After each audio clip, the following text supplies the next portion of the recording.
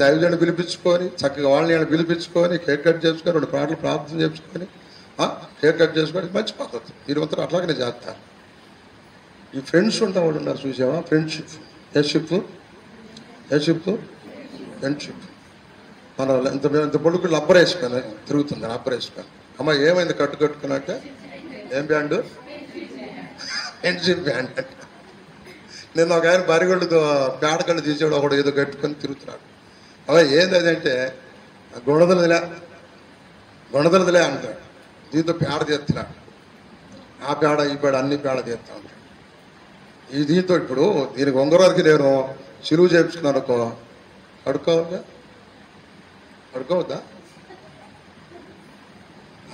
నాకు ఒక పాటలు కాడ కందిపప్పు కడగమన్నారు వాడు పొల్లారవట. నేను భోజనం చేస్తా ఉన్నారు, అందరూ ఆడోడు ఉన్నారు. ముందు పేటలో నర్స పేటలు 2 చేతులు పెట్టి పిసుకుతున్నాడు.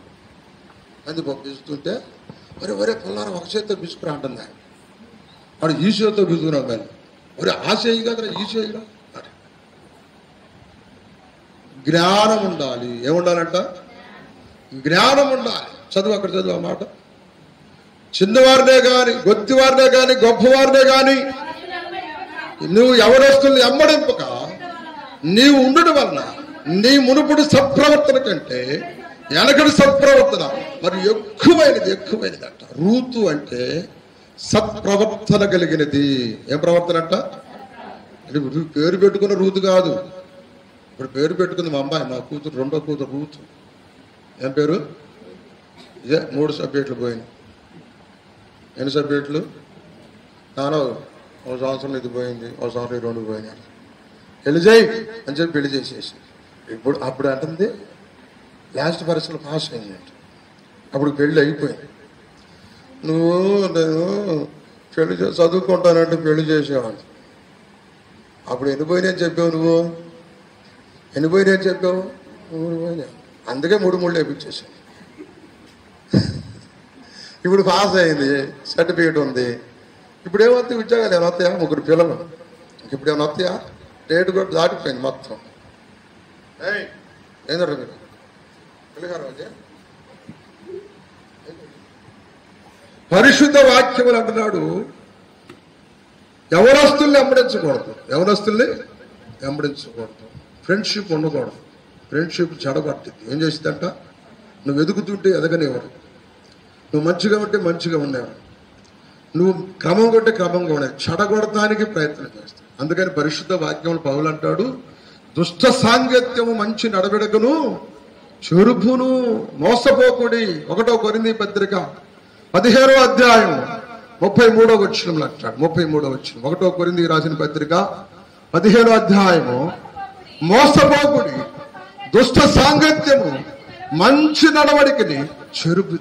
మోసపోకూడదు. ఏం చేయకూడదట? ఫ్రెండ్షిప్ లో మోసం ఉండదు, బంధువుల్లో మోసం ఉండదు, అన్నిట్లో మోసం.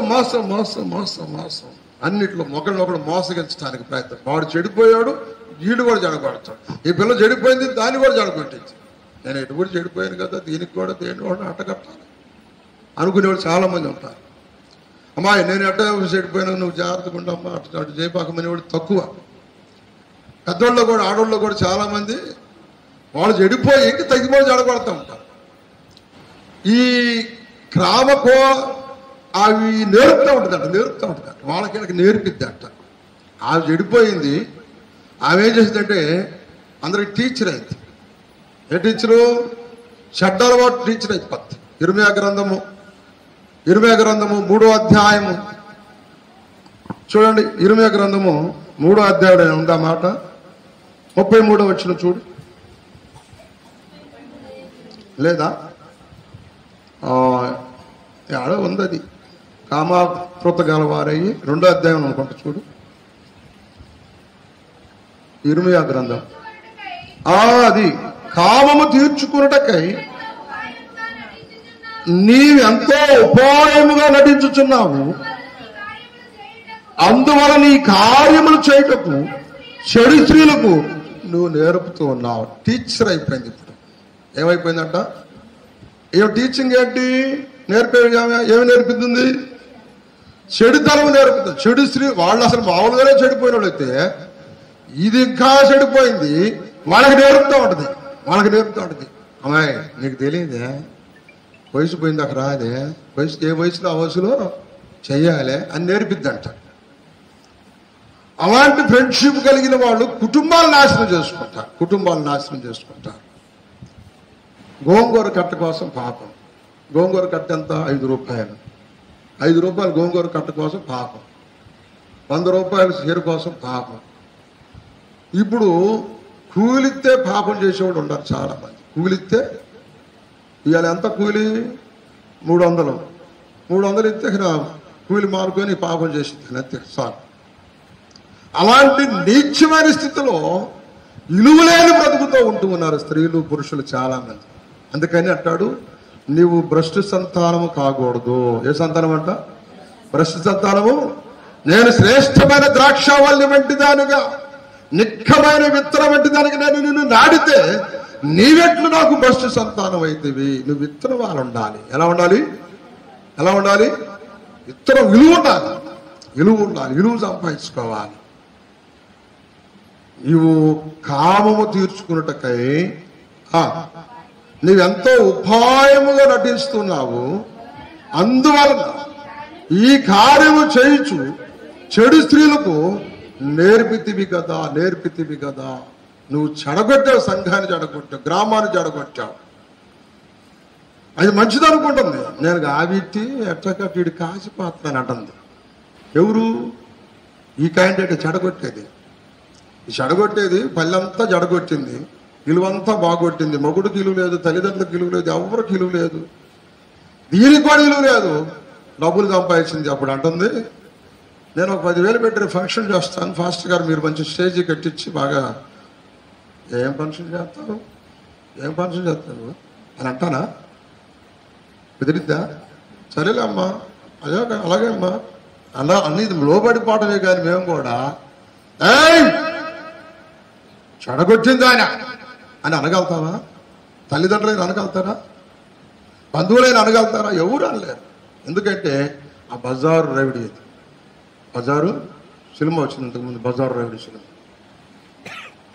వీధి రవిడి. అలాంటి వాళ్ళు చాలా మంది ఉన్నారు. ఉద్యానవనంలో పెంచబడేరు, పాటలు బాగా పాడతారు, ప్రార్థనలు బాగా చేస్తారు, కన్నీటి ప్రార్థన చేస్తారు, గొలుసు ప్రార్థన చేస్తారు, జరడి ప్రార్థన చేస్తారు, అన్ని ప్రార్థన చేస్తారు. అది కూడా నువ్వు దాన్ని ఉండనిస్తున్నావు, యెజబెలుని నీవు ఉండనిస్తున్నావు అంటాడు. ఎవరు ఉండనిస్తున్నావంట? యెజబెలు అంటే ఎవరు? రాణి అంటే ఎవరు? ఏ రాణి? చెడిపోయిన రాణి. చెడిపోయిన దాన్ని నీవు ఉండనిస్తున్నావు. దాన్ని తీసేసుకో, నీలో నుంచి దీన్ని తీసేసుకో. దేవుని మూలముగా పుట్టినవాడు పాపము చెయ్యడు, చెయ్యి జాలడు అంటాడు. 1 యోహాను పత్రిక 3వ అధ్యాయం 9వ వచనం. 3వ అధ్యాయం 9వ వచనం అంటాడు, దేవుని మూలముగా పుట్టిన ప్రతి వారిలో ఆయన బీజము నిలుచును కనుక వాడు పాపము చేయడు. వాడు దేవుని మూలముగా పుట్టిన వాడు కనుక పాపము శాత కాదనుకోబాక. చెయ్యి జాలడు. ఏం చేయడంట? చెయ్యి జాలడు.